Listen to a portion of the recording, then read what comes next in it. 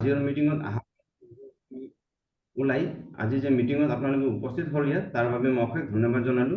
তাৰপিছত মই আজিৰ যোনটো আমাৰ টপিক যোনটো আছিলে অপৰচুনিটিজ ফৰ ইউথ, আমাৰ মানুহসকলৰ কাৰণে, আমাৰ ভাৰতৰ মানুহসকলৰ কাৰণে আৰু স্পেচিয়েলি যি ইউথ কিটা আছে আমাৰ ডেকা ল'ৰা ছোৱালী তেওঁলোকৰ কাৰণে, মহিলাৰ কাৰণে কিয় ইম্পৰ্টেণ্ট, কিয় আজি বিশেষভাৱে আৰচিএম কিয় ইমান ইম্পৰ্টেণ্ট হ'ল,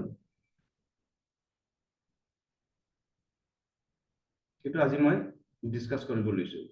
আপোনালোকে মোৰ স্ক্ৰীনটো শ্বেয়াৰ কৰি দেখা পাইছেনে? yes, thank you Kiran sir. Opportunities for youth, okay, opportunities माने अवसर, opportunity का मतलब होता है कि अवसर, সুযোগ এইটো আমাৰ সুযোগ বুলি কৈছে। আৰচিএম অভিযান এটা সুযোগ আমাৰ কাৰণে। কিয় আৰচিএম অভিযান হ'ল আমাৰ কাৰণে এটা সুযোগ, গতিকে আজি আমি এইটো বুজিবৰ কাৰণে চেষ্টা কৰিম। ঠিক আছে, মই এইটো যোনটো পিপিটি তৈয়াৰ কৰিছো আপোনালোকে ভালকে চাই যাব এটা এটা কৰি। মই আৰম্ভ কৰিছো। চাওক, আজিৰ দিনত আমি সকলোৱে গম পাওঁ যে আনএমপ্লয়মেণ্ট এটা বহুত ডাঙৰ এটা সমস্যা হৈ গৈ আছে। আমি সৰুৰ পৰা ডাঙৰ হোৱালৈকে আমি 14 বছৰ 15 বছৰ আমি স্কুলত কলেজত আমি পঢ়া শুনা কৰি আমি এনেকে লাইনত থিয় হ'বলগীয়া হয় চাকৰিৰ কাৰণে, জবৰ কাৰণে। 15 বছৰ পঢ়া শুনা কৰাৰ পাছত, চাৰ্টিফিকেট লোৱাৰ পাছত, ডিগ্ৰী লোৱাৰ পাছত আমি এনেকে কৰি লাইনত থিয় হ'বলগীয়া হয় আৰু চাকৰিৰ কাৰণে আবেদন কৰিবলগীয়া হয়। চৰকাৰী চাকৰি হওক বা প্ৰাইভেট জব হওক, গভৰ্ণমেণ্ট জব হওক বা যিকোনো ধৰণৰ বিভিন্ন ধৰণৰ গভৰ্ণমেণ্টে চৰকাৰে নতুন নতুন পোষ্টবিলাক ক্ৰিয়েট কৰে, সেই পোষ্টত আমি এপ্লাই কৰোঁ। প্ৰাইভেট হ'ব পাৰে, প্ৰাইভেট সেক্টৰত হ'ব পাৰে, যেনিবা পল্লৱী মটৰ্ছ গুৱাহাটী ৰিক্ৰুটমেণ্ট আপোনালোকে দেখা পাই আছে ইয়াত। সমগ্ৰ শিক্ষা এইটো গভৰ্ণমেণ্ট হ'ল, গতিকে এইমছ গুৱাহাটী, গতিকে এনেকে কৰি তেওঁলোকে পোষ্ট ওলায়।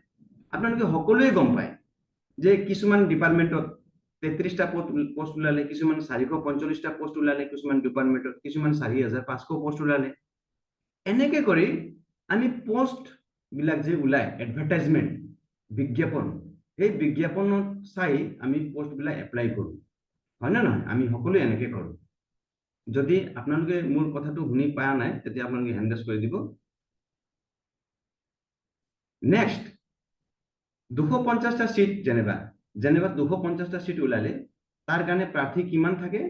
অলৰেডি 2,50,000কে ওপৰ প্ৰাৰ্থীবিলাক থাকে, কেতিয়াবা 4 লাখলৈকেও গুচি যায়। অলপ দিন আগতে এটা এপিডিচিএলৰ এটা এক্সাম হৈছিলে, তাত পোষ্ট টোটেল আছিলে 1200 আৰু টোটেল কেণ্ডিডেট আছিলে 5 লাখ কিমান হাজাৰ কেণ্ডিডেট আছিলে। গতিকে এনেকুৱা সিচুৱেশ্যন।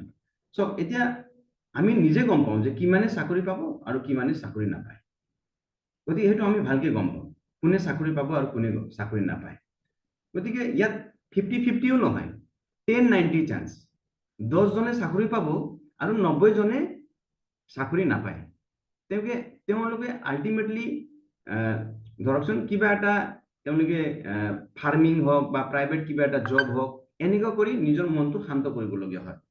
তেওঁলোকে এগ্ৰিকালচাৰ কৰা আৰম্ভ কৰে, কিছুমানে অটো ৰিক্সা চলোৱা আৰম্ভ কৰে, কিছুমানে ফাৰ্মিং কৰে, নিজৰ এগ্ৰিকালচাৰ যদি খেতি আছে, নিজৰ পথাৰ আছে, মাটি আছে, যদি এনেকুৱা ধৰণৰ কাম কৰিবৰ কাৰণে বাধ্য হয়। গতিকে यहाँ पे देखिए गवर्नमेंट जॉब 40,000 देता है सैलरी। मान लीजिए आपको जॉब हो गया, प्राइवेट आपको जॉब हुआ या गवर्नमेंट सैलरी देता है, जैसे फॉर एग्जांपल मंथली 40,000, प्राइवेटत আমি যেনিবা পাওঁ 4,000। ঠিক আছে, গতিকে আপোনালোকে মোক কওক 40,000ৰ পৰা কি আজিৰ যুগত য'ত প্ৰত্যেক বস্তুৰ দাম বাঢ়ি আছে, 4,000 টকা বা 40,000 টকা হলেও আমাৰ ঘৰৰ খৰচবোৰ চলে নেকি? আপোনালোকে নিজে কওক। যদিও চলে, বৰ কষ্টৰে চলে। সেইটো মই নিজে মানে হেৰি কৰিছো, এক্সপেৰিয়েন্স কৰিছো। কাৰণ মোৰ জব হোৱা আগত মোৰো মানে এটা সৰু এটা দোকান আছিলে, কম্পিউটাৰ শ্বপ আছিলে মোৰ, মই কম্পিউটাৰ দোকান চলাই আছিলো। এনেকে কৰি যেতিয়া জব হ'ল, মই ভাবিলো যে মোৰ সব প্ৰব্লেম সলভ হৈ গ'ল এনেকে বুলি মই ভাবিছিলো।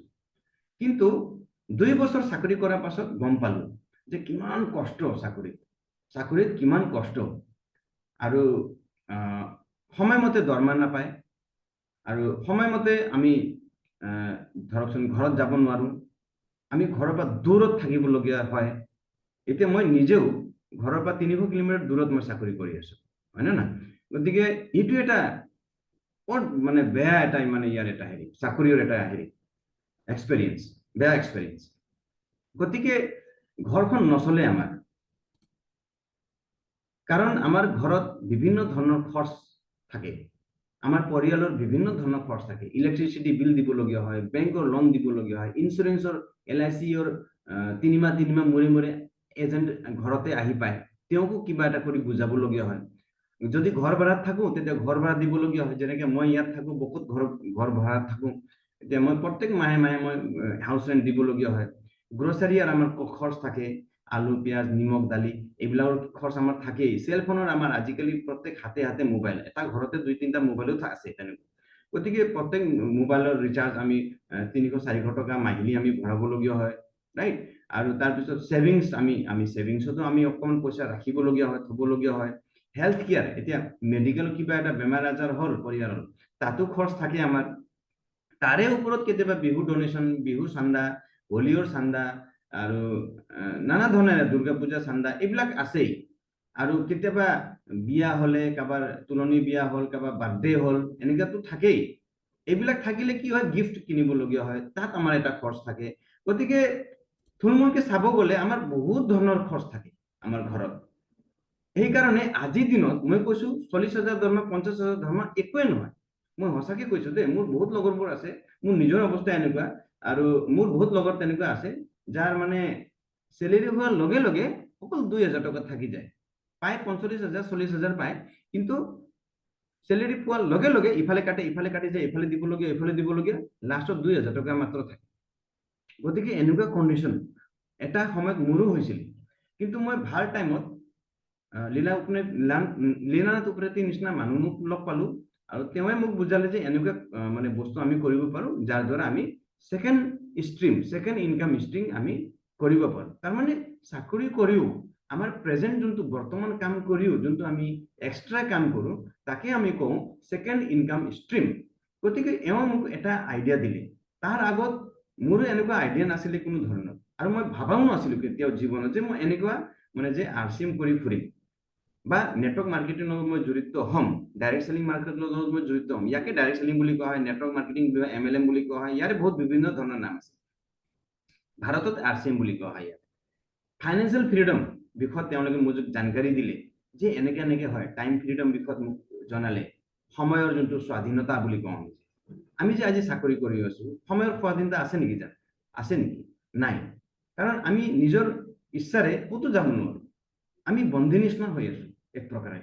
আমি নিজৰ মতে ক'তো যাব নোৱাৰো এক মাহ কাৰণে মই ফুৰিবলৈ যাম দিল্লী নাই নোৱাৰো জীৱনতে নোৱাৰো ৰাইট গতিকে আমি আমাৰ টাইম ফ্ৰীডম নাই মানি ফ্ৰীডম আছে জানো মানি ফ্ৰীডমো নাই মানি ফ্ৰীডম মানে পইচা পাতিৰ ফ্ৰীডম আমি যি বস্তু কিনিব ইচ্ছা আছে সেইটো বস্তু আমি কিনিব নোৱাৰো আমি নিজকে কন্ট্ৰোল কৰি ৰাখিবলগীয়া হয় আমাৰ ছোৱালীহঁতে বা আমাৰ কোনোবা ঘনীয়েকে হওক বা আমাৰ হাজবেণ্ডে হওক কিবা এটা আমাৰ পৰা বিচাৰিলে আমাৰ পৰিয়ালৰ মানুহে আমাৰ পৰা কিবা এটা বিচাৰিলে তেওঁলোকক আমি দিব নোৱাৰো তেওঁলোকক আমি কিবা এটা বাহানা কৰিবলগীয়া হয় গতিকে এইটো লাইফ আমি বহুত কষ্টৰে আমি জীয়াই আছো আমি মানে কটাই আছো লাইফটো আমি জীয়াই থকা নাই আমি এক প্ৰকাৰে আমি কটাই আছো লাইফ গতিকে এওঁই মোক আইডিয়া দিলে যে ফাইনেন্সিয়েল ফ্ৰীডম এনেকা বস্তু এটা আছে আৰ্থিক স্বাধীনতা বুলি কয় আৰ্থিক স্বাধীনতা কেতিয়া আমি পাম যেতিয়া আমি কিবা এটা second line of stream of income আমি জেনাৰেট কৰিব আমি যোনটো পাই আছো তাতকে যদি আমি এক্সট্ৰা যদি ইনকাম আমি পাওঁ তেতিয়া আমাৰ ঘৰখন চলিবৰ কাৰণে আমাৰ সহায় হয় আমি অলপ পইচাৰ কাৰণে ধাৰ বিচাৰিবলগীয়া নহয় লোন বিচাৰিবলগীয়া নহয় আজিকালি লোন ওপৰত লোন মানুহৰ ইমান কষ্টৰে চলি আছে গাড়ী লৈ আছে কিন্তু গাড়ী কিয়ে দি লৈছে লোনেদি লৈছে লোনৰ পইচা তিৰি মানে এইটো মাটি বিক্ৰী কৰিবলগীয়া হৈছে আমাৰ লগৰ এনেকুৱা আছে বহুত গতিকে টাইম ফ্ৰীডম মানি ফ্ৰীডম সিকিউৰিটি ফাইনেন্সিয়েল সিকিউৰিটি কালি মোৰ কিবা এটা হৈ যাব পাৰে মোৰ সিকিউৰিটি কি আছে মোৰ জীয়েকে বা মোৰ ঘনীয়েকে মোৰ চাকৰি পাব নেকি নাপায় কেতিয়াও অলপ চলপ গভৰ্ণমেণ্টৰ পৰা কিবা এটা পইচা তেওঁলোকক দিব আৰু তেওঁলোকে তেনেকৈ কৰি চলি থাকিব গতিকে পেসিভ ইনকাম কাৰণে বিষয়টো মোক জনালে যে এনেকুৱা পেসিভ ইনকাম থাকে।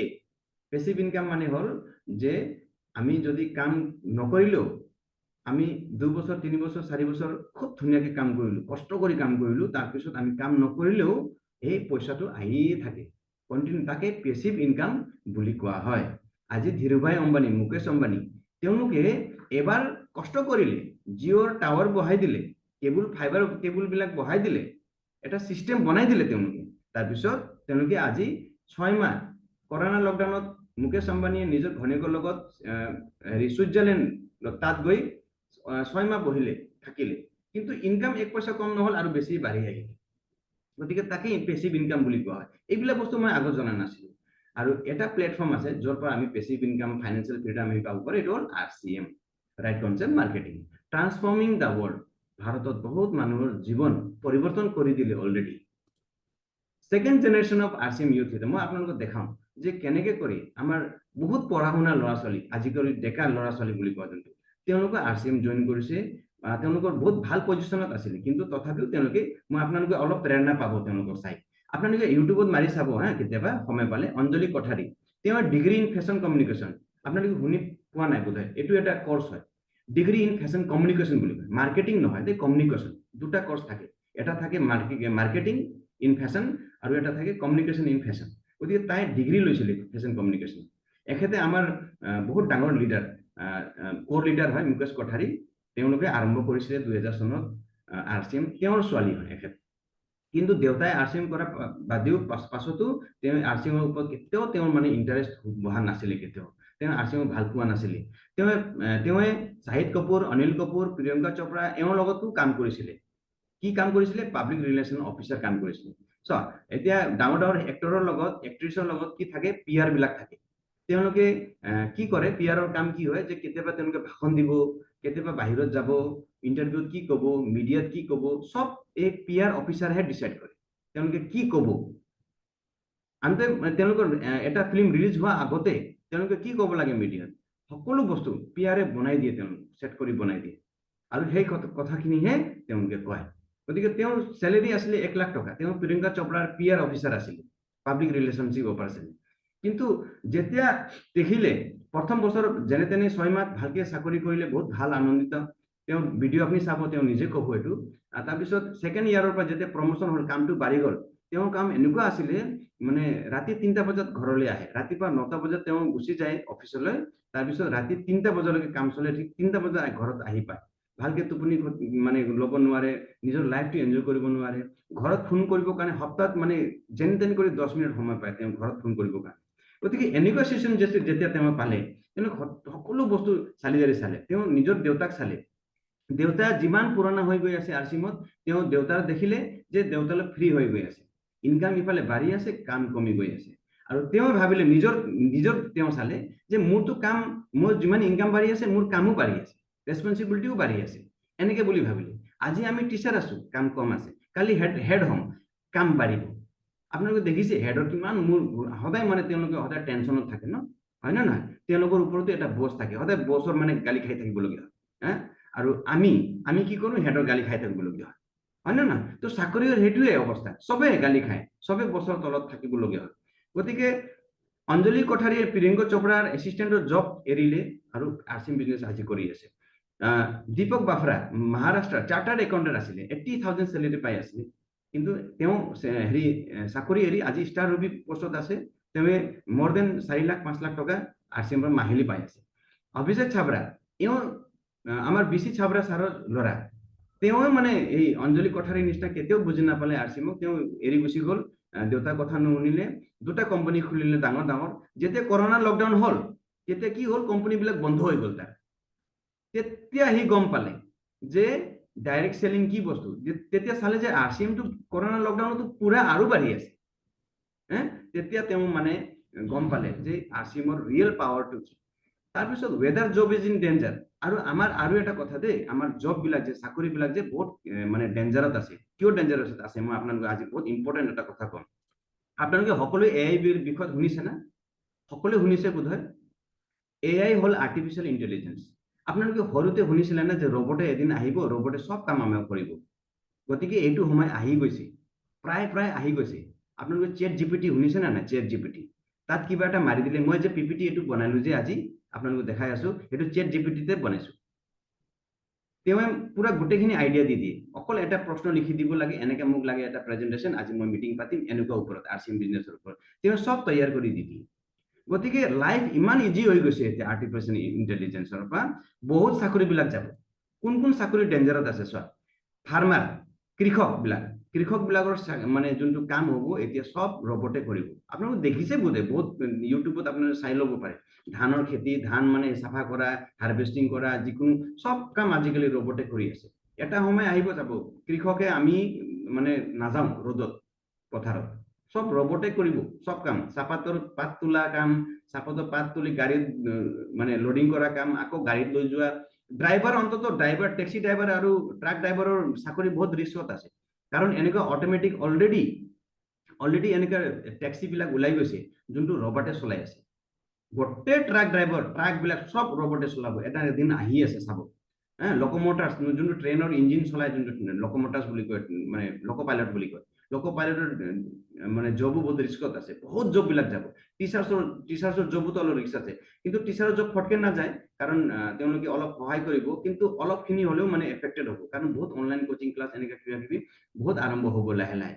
পোষ্টেল সাৰ্ভিস ক্লাৰ্কৰ জবটো, গোটেই ক্লাৰ্কৰ যিমান জব আছে সব যাব। Data entry job, cashier, ticket colour, যে ৰেলৱে প্লেটফৰ্মত যে টিকেট কিৰাণীবিলাক থাকে যে, এইবিলাক কিৰাণীৰ চাকৰিবিলাক, যে ৰিচেপশ্যনিষ্টৰ চাকৰি, সব এইবিলাক চাকৰি সব ৰবটে কৰিব। এটা দিন আহি আছে দেই, তাৰ কাৰণে আমি আগতীয়াকে যদি সাজু নহওঁ, আজিও যদি আমি বুজি নাপাওঁ যে ডাইৰেক্ট সেলিং কি বস্তু, আৰচিএম কি বস্তু, আজিও যদি আমি বুজি নাপাওঁ, পাছত আমাৰ ল'ৰা ছোৱালীয়ে আমাক ক'ব, দেউতা আপোনাৰতো এই আংকুলে বুজাব আহিছিলে, লীলা আংকুলে আহিছিলে, থাপা আংকুলে আহিছিলে, কিন্তু আপুনি বুজি নাপালে, এনেকে আমাৰ ল'ৰা ছোৱালীক ক'ব এদিন চাব। ভাৰত দেশত নৰেন্দ্ৰ মোদীয়ে এইটো ষ্টেটমেণ্ট দিছিলে, নেটৱৰ্ক মাৰ্কেটিং ভৱিষ্যবাণী বুলি কৈছে। দুনিয়া वालों की बोलती बंद, आज नहीं देखा तो ফুটি কৰি भी नहीं मिलेगी। 2025 পৰা 30 লৈকে বহুত ডেভেলপ হ'ব বুলি কৈছে, ভৱিষ্যবাণী কৰিছে নৰেন্দ্ৰ মোদী ডাঙৰীয়া। ঠিক কি, যোনটো এটা গভৰ্ণমেণ্ট ইনষ্টিটিউশ্যন, তেওঁৱে কৈছে যে আমাৰ 2030 লৈকে এই যোনটো ডাইৰেক্ট সেলিং ইণ্ডাষ্ট্ৰী, এইটো বহুত মানে বাঢ়িব, আৰু এনেকুৱা মানে বাঢ়িব, টোটেল 65,800 বিলিয়ন কৰোৰৰ এইটো ইণ্ডাষ্ট্ৰী হ'ব। ঠিক কি কোৱা ৰিপৰ্ট এইটো। আৰু চোৱা, আজ তক নিউজত কি দিছে, সুলনি ইউনিভাৰ্চিটি খুলি গ'ল, अब ডিগ্ৰী লেকৰ জইন करना पड़ेगा নেটৱৰ্ক মাৰ্কেটিং।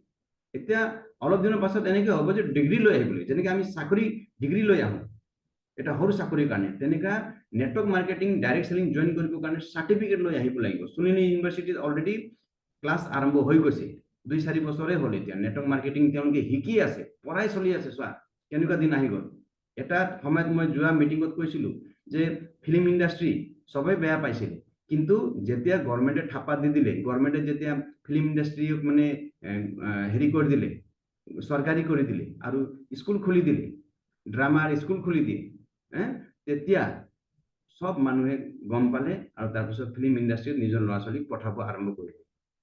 তেনেকুৱাই হ'ব এদিন ডাইৰেক্ট সেলিঙৰ এনেকুৱা অৱস্থা হ'ব, যোনদিনা এতিয়া গাইডলাইনছ অলৰেডি এক্টবিলাক ওলাইছে অলৰেডি, লাহে লাহে যেতিয়া যিটো আইনত পৰিণত হ'ব, তেতিয়া আমি চাম, ইয়াৰ বহুত ডাঙৰ ৰূপ এটা আমি চাব পাৰিম। তেতিয়া भारत में अब कोई नहीं बोलेगा नेटवर्क मार्केटिंग का फ्रॉड, क्योंकि अब हो रहा है पढ़ाई, वो भी इतना बड़ा संस्था, बहुत डांगर संस्था, सुलिनी यूनिवर्सिटी बहुत डांगर यूनिवर्सिटी हिमाचल प्रदेशत আছে, তাত নেটৱৰ্ক মাৰ্কেটিঙৰ চলি আছে। এতিয়া মুখ্যমন্ত্ৰী আপোনালোকে দেখা পাইছে, এইটো কোন দেশৰ মুখ্যমন্ত্ৰী, কোন ৰাজ্যৰ আপোনালোকে জানেনে? গতিকে এখেতে হ'ল হেৰিয়ৰ দিল্লীৰ মুখ্যমন্ত্ৰী, নতুন মুখ্যমন্ত্ৰী হয় ৰেখা গুপ্তা। তেওঁৱে মহিলা দিৱসৰ প্ৰগ্ৰামত ধুনীয়াকৈ এলাবৰেট কৰি দিছে যে ডাইৰেক্ট সেলিং মাৰ্কেট কি হয় আৰু কি ভৱিষ্যত আছে। আপোনালোকে স্মৃতি ইৰাণীৰ বিষয়টো শুনিছে, union minister of women and child development, তেওঁ মিনিষ্টাৰ অফ মাইনৰিটি এফেয়াৰ্ছো হয়, তেওঁ কৈছে যে উজ্জ্বল ভৱিষ্যত আছে এটা। শিলা কুজুৰ তুমি ইয়াত নকৰিবা কিবা হেৰি, ডাইৰেক্ট সেলিং অফাৰ্স ইণ্ডিয়ান ইউথ এ ভেলুৱেবল পাথ, বহুত ধুনীয়া পাথ দেখাই আছে আমাৰ ইউথকেইটা, আমাৰ ডেকা ল'ৰাকেইটাই এইটো ল'ব লাগে, সুযোগটো ল'ব লাগে। গতিকে এয়া আছিল মোৰ পিপিটি, কেনেকুৱা লাগিলে লাষ্টত ক'ব। 8:28 হৈ আছে এতিয়া, মই অকণমান কথাখিনি মই কৈ দিওঁ যে আমাৰ ইয়াত মানে বহুত টিচাৰসকল আছে, যিসকলে আমি যেতিয়া সম্পূৰ্ণ শিক্ষাৰ বিষয়ত কওঁ কথা, তেওঁলোকে বহুত মন দি শুনে, কিন্তু যেতিয়া আমি কওঁ যে আপোনাৰ মাৰ্কেটিং হৈছে নে নাই, ছাৰ বাইদেউসকল আমাৰ আপোনাৰ বজাৰটো কৰিলে না নাই, তেতিয়া তেওঁলোকে ফটকে কথাবিলাক চেঞ্জ কৰি দিয়ে, বদলি কৰি দিয়ে। কিয়? আমি RCMৰ পৰা আজি চাকৰি পাইছো, এটা যি নহওক সৰু চাকৰি হ'লেও, যদি আমি কিবা এটা চাকৰি ইয়াৰ পৰা পাই আছো, তাৰ বস্তুকেইটা খাবৰ কাৰণে আমাৰ কিয় ইমান আমাক টান লাগে? কিয় বজাৰটো ইমান দূৰ হৈ যায়? তেতিয়া আমি গুৱাহাটী আমি পূজাৰ বজাৰ কৰিব, বিয়া কিবা এটা বজাৰ কৰিবৰ কাৰণে আমি 25 কিলোমিটাৰ, 10-30 কিলোমিটাৰ, 40-50 কিলোমিটাৰ আমি বজাৰ কৰিব যাওঁ, খুব ফূৰ্তিৰে যাওঁ। কিন্তু যেতিয়া RCMৰ কাৰণে বজাৰ কৰিবলগীয়া হয়, কেতিয়া আমি অকল 50 টকা বজাৰ কৰি 100 টকা বজাৰ কৰি কিয় আহোঁ আমি? সেইটো প্ৰশ্ন মই সুধিব বিচাৰিছো। সময় বহুত কম আছে, গতিকে মই সকলোকে নমস্কাৰ কৰি আকৌ এবাৰ ক'ব বিচাৰিছো, গ্ৰুপত আপোনালোকে কিবা কিবি আপোনালোকে নিলিখিব, চেলেৰি কেতিয়া হ'ব, কি হ'ব, কি নহ'ব। আমি সকলোৱে টিচাৰ্ছ, আৰু টিচাৰৰ এটা মান মৰ্যাদা থাকে, সেইটো মৰ্যাদাটো আমি বনাই ৰাখিম। সকলো টাইমত এইবোৰ কথা আলোচনা নহয়, আজি মিটিঙত ক'লো, বাৰে বাৰে নকওঁ এইবোৰ কথা। আপোনালোকে নিজৰ মানে যোনটো মেনাৰ্ছ অলপ ৰাখিব, আৰু নিজৰ ৰেছপেক্ট যোনটো ৰাখিব, সন্মান বচাই ৰাখিব। আৰু এইখিনি কৈ মই মোৰ নিজৰ বক্তব্যটো ইয়াতে শেষ কৰিলো। বহুত কথা ক'বলৈ আছিলে, কিন্তু সময় বহুত কম, গতিকে সকলোকে মই আকৌ ৰিপিট কৰিছো, ঈদ আহি আছে, ঈদৰ কাৰণে আপোনালোকে সকলো বজাৰখিনি যি আছে আপোনাৰ মাৰ্কেটিং আমাৰ RCM ষ্ট'ৰ পৰা কৰিব। আপোনালোকে যদিও ঈদ নাই, বেলেগ আদাৰ ৰিজন কেইটাও তেওঁলোককো মই অনুৰোধ কৰিছো যে আপোনালোকে সকলো মাৰ্কেটিং আমাৰ ইয়াত, কাৰণ RCM বাচিলেহে আমি বাচি থাকিম, সম্পূৰ্ণ শিক্ষা যোনটো প্ৰজেক্ট বাচি থাকিব। গতিকে ইয়াক গতি দিবৰ কাৰণে আমি RCMক সহায় কৰিবই লাগিব, ছাপোৰ্ট কৰিবই লাগিব। আপোনালোকে বুজি পাওক সেইটো কথাটো সোনকালে। গতিকে মই এইখিনি কৈ মই সামৰিছো। ইয়াত মানে কোনোবা কিবা এটা ক'লে মই তেওঁলোকক মই অলপ সুযোগ দিম ক'বৰ কাৰণে। ৰেজ কৰি দিয়ক, হাত দাঙি দিয়ক অলপ, আপোনালোকে যোনে কি ক'ব, কিবা এটা ক'লে ডিজিটেল হেণ্ড ৰেজ কৰক।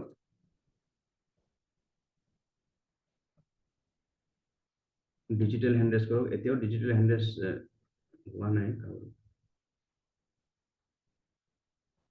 আচ্ছা, কিৰণ Upreti sir digital hand raise কৰিছে, মই তেওঁক আনমিউট কৰি আছো। কিৰণ উপ্ৰেতি ছাৰ,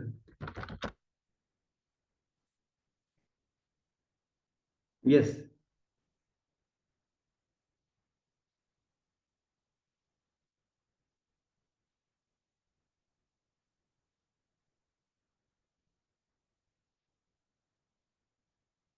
আনমিউট অপশনটো দিছো, হোৱা নাই।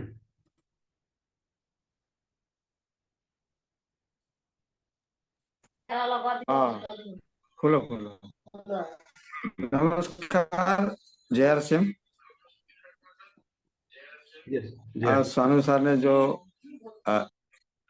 सारा प्लान तो सारा समझा दिया आप लोग को, और आज इस महान सिस्टम, महान अभियान में हम लोग को काम करने को मौका मिला है। ये महान अभियान हम लोग को जो मौका दिया, आज तिलकचंद छावड़ा जी को बहुत बहुत दिल से मैं धन्यवाद करता हूँ। और इस सिस्टम में जो हमको लाया महागुरु मेरा पंकज आचार्य साहब, उनको भी मैं नमन करता हूँ। और देखिए, हिंदुस्तान में बहुत सारे कंपनी है, बहुत कंपनी है। हम लोग का 3 पीढ़ी से सारा कंपनी चला के, कंपनी का सामान यूज करके 3 पीढ़ी गुजर चुका है। कोई कंपनी ने हम लोग को ये मौका नहीं दिया। आज एक सेवा करने का मौका हम लोग को RCM सिस्टम ने दिया है। तो और हम लोग को इसको नहीं समझेंगे, इसको हम लोग नहीं जानेंगे, इसको लापरवाही करेंगे तो अपना गलती होता है। क्योंकि RCM हमारा जीवन बचाने के लिए है। RCM का प्रोडक्ट खरीदने से हम लोग का बच्चा का भविष्य बनता है। बाहर से प्रोडक्ट खरीदेंगे तो दूसरों का बच्चा का भविष्य बनता है। तो आज जिसने इस सिस्टम को सेवा करने का मौका मिला है, आज RCM टीचर छोटा होने से भी एक सेवा का रूप में एक इनकम आने का जरिया हम लोग को मिला है। तो हम लोग 100% सामान RCM से यूज करेंगे। तो और सामान यूज करने से आज हम लोग का घर में इनकम और स्वास्थ्य अच्छा, बहुत सारे फायदा हम लोग को मिल रहा है। तो हम लोग बाहर से सामान नहीं खाना चाहिए, बाहर से छोड़ के हम लोग 100% RCM से करेंगे। जितने लोग अभी 100% हुए हैं, बहुत अच्छा। जो अभी 100% नहीं हुए, बाहर का प्रोडक्ट भी यूज करता है, उनको थोड़ा अपना अपलाइन से बात करके खुद भी सोच के, क्योंकि मैं बार बार बोल रहा हूँ अब बाहर से सामान खाओगे दूसरा का बच्चा का भविष्य बनेगा, आरसीएम से सामान खाओगे अपना बच्चा का भविष्य बनेगा। मैं इतना बोलते हुए मैं ज्यादा नहीं बोलूंगा क्योंकि समय भी ज्यादा नहीं। साथ में पंकज आचार्य साहब भी सर भी साथ में है। तो हमारे बीच ओके पंकज सर मौजूद है। सर प्लीज, वेबिनार में आपको स्वागत है। दोस्तों जय आसिफ सर। हाँ मेरे जय आज श्री जय श्री आज सानू सर ने इतना सुंदर प्रोग्राम किया है, मुझे बहुत खुशी लगा। सबसे बड़ा बात है, बहुत अच्छा लगा। किंतु मेरा एक रीजन है, जितना भी स्टूडेंट आज बैठे हैं ना, आज किया हुआ जो भी मीटिंग होते हैं ना, सीनियर लीडर लोग क्या करते हैं, एक बार फोन करते हैं साहब मीटिंग में बैठिए, मीटिंग में बैठिए। ठीक है, एक काम किसका है, ऑफलाइन का है ना किसके लिए है।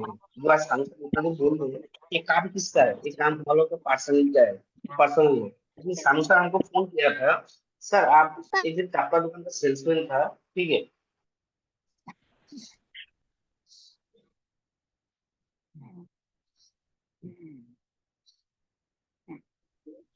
सर वॉइस नहीं आ रहा है आपका? अभी ठीक है, क्लियर हुआ। हेलो, ठीक है सर। मेरा मेरा यदि आज आसिम के बारे में मैं बड़े ओल्ड में थोड़ा बोलूंगा, मैं पीछे से बोलूँ, ठीक है। मेरा 600 से 700 रुपया मेरा सैलरी था जब मैंने आसिम को ढूंढने से पहले, ठीक है। मैं नहीं बोलूंगा कि मैं पैसा से किसी को प्रभावित करूंगा, मैं पैसा के लिए कोई किसी का इसको नहीं बोलूंगा, क्योंकि एक चीज क्या होता है, मेरा यदि आज पिन है और जो कुछ भी है उसका दो रीजन के ऊपर ही है। एक है, आसिम का मीटिंग को मैंने कभी भी नहीं छोड़ा, जैसा भी हुआ, जैसा भी हालत हुआ, मैंने मीटिंग को कभी भी नहीं छोड़ा। और जिस दिन से मेरा ऑफलाइन ने एक ही बात बोला है, कि इसका जितना भी प्रोडक्ट है आपको इस्तेमाल करना है। ये दो रीजन के ऊपर हमें बहुत बड़ा काम किया मैंने। और थर्ड जो रीजन है, मेरा ऑफलाइन जो भी बोला, कभी मैंने ना नहीं बोला, आज भी कहीं भी मैंने ना नहीं बोला, जो भी रीजन है। और आप लोग के मैं यही 3 मैसेज दूंगा, ये 3 मैसेज के ऊपर आपको काम करना चाहिए। मीटिंग आज का दिन में जब भी मीटिंग हो, किसी का भी मीटिंग हो, आपको कूद के उसको पेड़ देना है, आपका टीम का देना। जैसा आज का दिन संडे में मीटिंग है, जितना भी सीनियर लीडर है, जिसका भी मीटिंग हो, जैसे भी हो टीम को बैठाइए, इससे आपका बहुत बड़ा फायदा पहुंचेगा। और सेकेंड रीजन क्या होता है, आज डिस्ट्रीब्यूटर लोगों को बोलना है कि आरसीएम का जो भी प्रोडक्ट है आपको सबको इस्तेमाल करना है, सब चीज को इस्तेमाल करना है। और थर्ड रीजन क्या है, आज का दिन में ऑफलाइन जो बोल रहा है उसके ऊपर आपको अगेंस्ट में बात नहीं बोलना है, ऑफलाइन जो बोल रहा है उसके ऊपर ही आपको काम करना है। जो ऑफलाइन बोलते हैं वही सही यूज करना है, उसके बाहर कोई डिसीजन नहीं है। ठीक है, ओके, जय आरसीएम। और आप सभी को मैं एक चीज बोलूंगा, टेस्ट 23, हाँ 23 मार्च में मेरा मीटिंग है जामुन पे, आप लोग भी बड़ा तैयारी कीजिए, ठीक है। इसके ऊपर थोड़ा यस ध्यान दीजिए। सर 23 पे है ना मेरा? Yes sir, yes Sunday. हाँ 23 संडे पे है, आप लोग पूरा जोड़ दीजिए। मैं भी बहुत टेक्निकली बहुत स्ट्रांगली आ रहा हूँ, बहुत दिन बाद से आ रहा हूँ। आप लोग भी पूरा जोड़ दीजिए, आप लोग का अटेंडेंस को बढ़ाइए, ठीक है। मैं इसी को बोल के जय आसिम, थैंक यू। और सानू सर को मेरा विशेष धन्यवाद, बहुत अच्छा लगा प्रोग्राम देख के, बहुत थैंक यू। और सेकंड आप लोग बात कीजिए, ठीक है, ठीक है, thank you. Thank you very much sir. Thank you. समय थोड़ा कम था इसलिए, नहीं तो आपको थोड़ा और समय लेता आपका। आज थोड़ा समय कम है। और साथ में मेरा जो टीचर साथी लोग से मैं रिक्वेस्ट करना चाहता हूँ कि जो लोग अभी जिनका संपूर्ण शिक्षा में कुछ प्रॉब्लम है, कल मीटिंग अटेंड नहीं कर पाए थे, उनको रिक्वेस्ट है कि ये मीटिंग खत्म होने के साथ साथ लिंक में फिर से क्लिक कीजिएगा, फिर से आ जाएगा। सिर्फ संपूर्ण शिक्षा के बारे में हम लोग डिस्कस करेंगे थोड़ा बहुत। तार কাৰণে আমি আকৌ এবাৰ মিটিংটো আকৌ এবাৰ ৰিজইন কৰিম। আৰু যিসকলৰ প্ৰব্লেম নাই তেওঁলোকে মিটিং জইন নকৰিলেও হ'ব, কোনো কথা নাই ইয়াৰ পিছত। তাৰপিছত লীলা ছাৰ কিবা এটা ক'ব নেকি আৰু? 1 মিনিট है, 1.5 मिनट है। इतना 1.5 मिनट है पूजा मैडम तो है क्या? पूजा मैडम को बुला दीजिए सर। हाँ पूजा शर्मा आप आइए, टीचर की तरफ से आप आइए। तो आप हैंड रेस कर रही हैं। Welcome madam.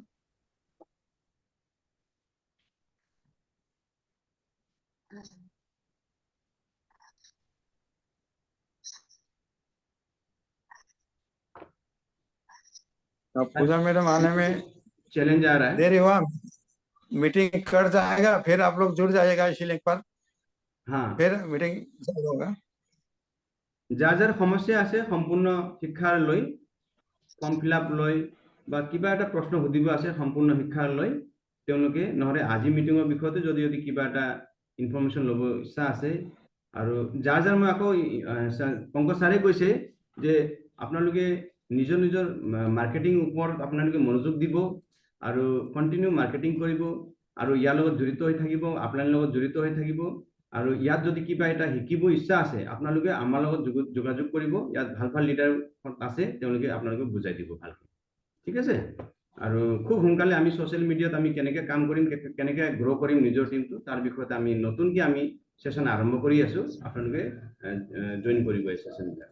তো থেংক ইউ ভেৰি মাচ। ইমান কৈ মই আজিৰ মিটিংটো ইয়াতে सर সমাপ্ত কৰি sir Yes, sir. Hello sir